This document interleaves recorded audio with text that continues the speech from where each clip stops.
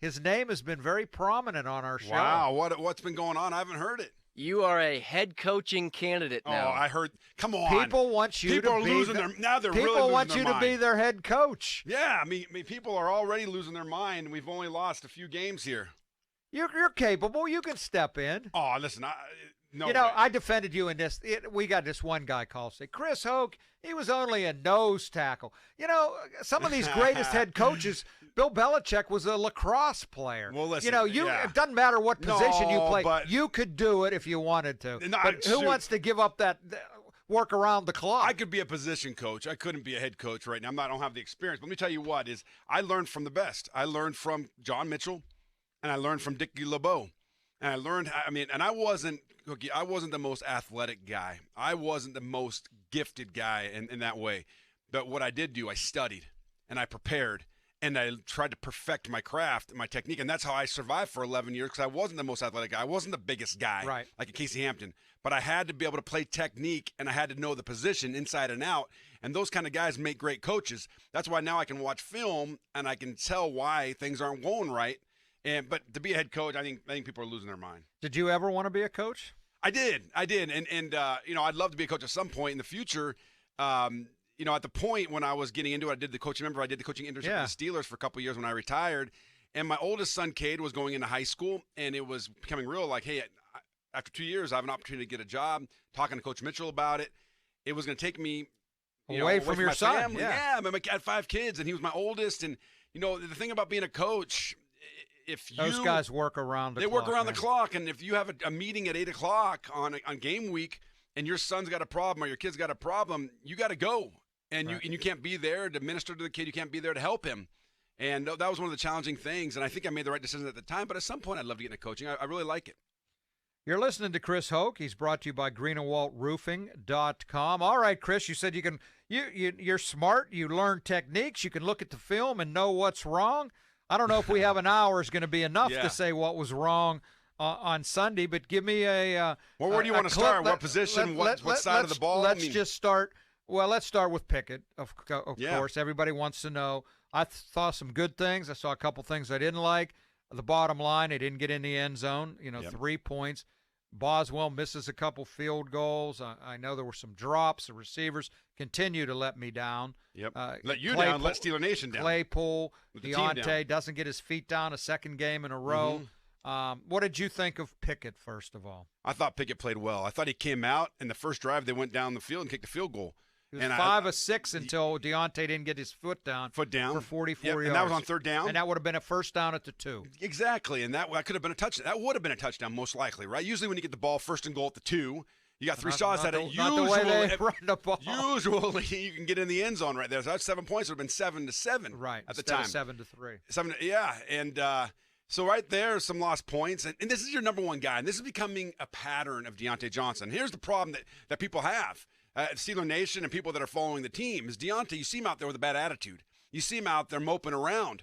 Right? And you see him talking things after the game. How about him saying, hey, if you fans think you can do better, you come out and play. You can't win saying that. But here's the problem, though. You act like that, and it's one thing if you're going out there and making every single catch. You have 100-plus yards receiving. You're not dropping balls. He's dropping balls.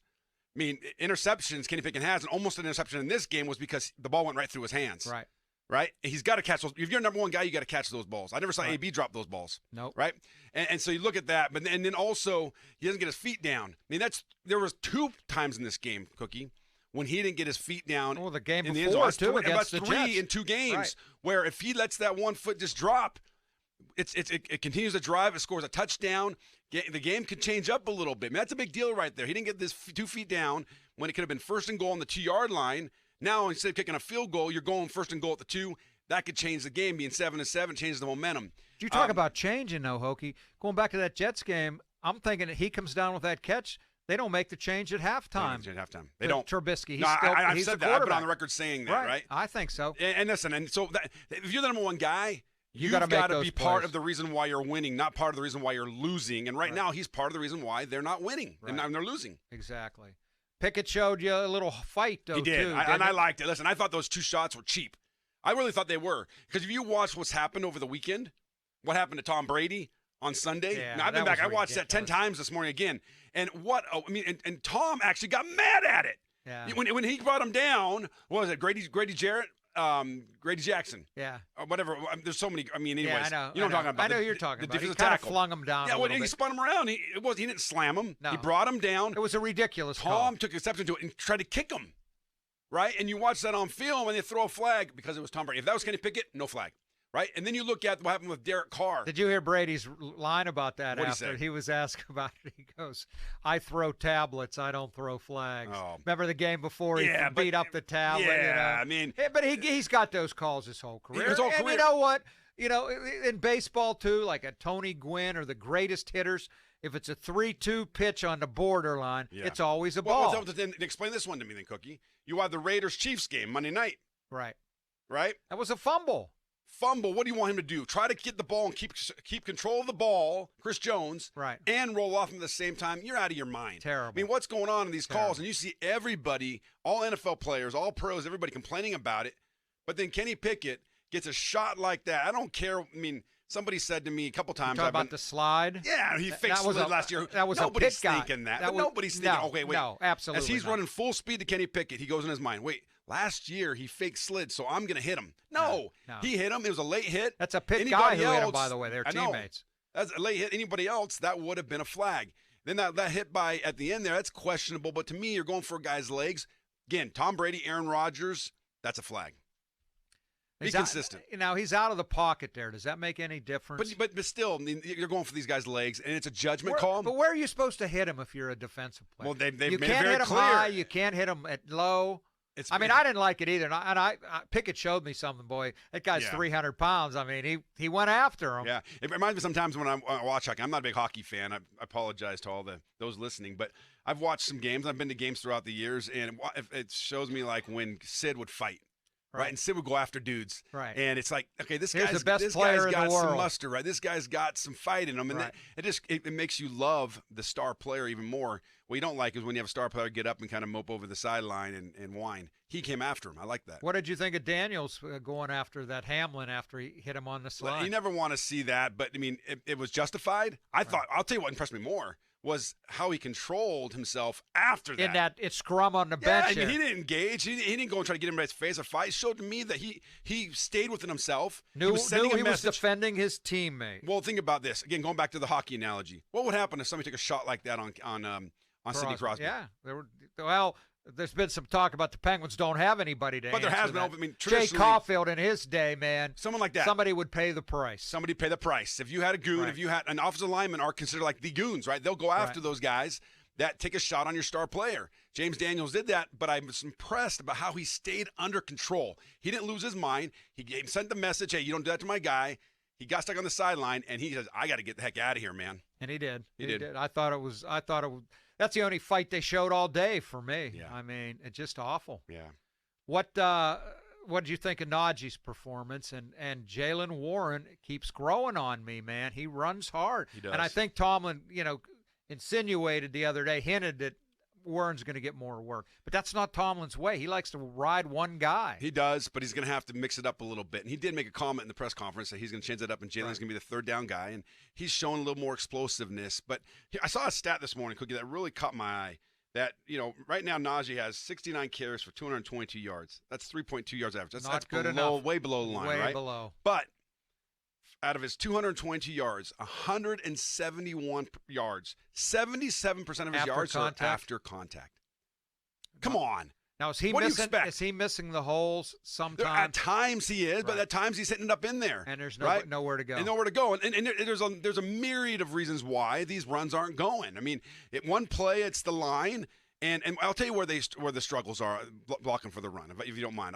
When I watched the film, I've watched it 2 or 3 times since Sunday, and really combed through it. For one thing, the offensive linemen struggle to defeat the double team. So what I mean is you have a 3 technique. The guy on your outside shoulder, your guard. The tackle and the guard offensively are to double that guard, that defensive tackle, and climb to the linebacker.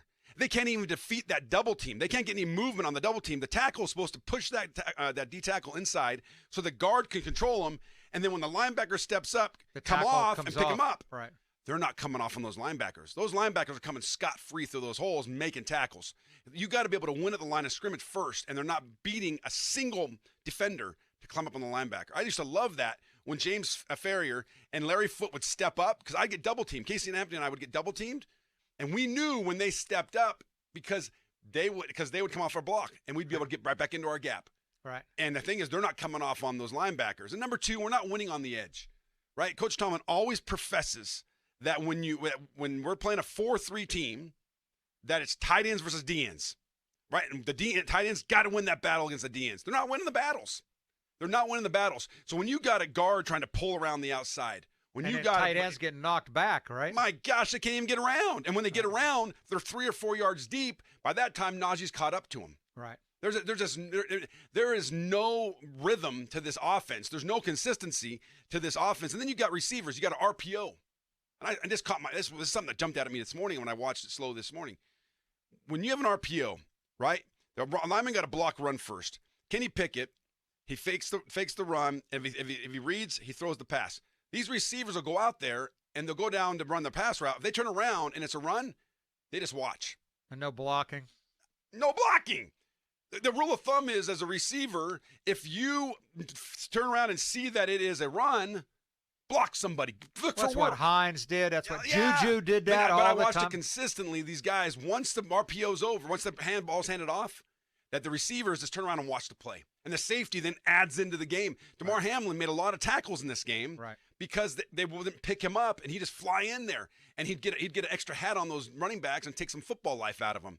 And they've got to be able to – they got to work through the whistle, and that's not happening right now. So what's the solution?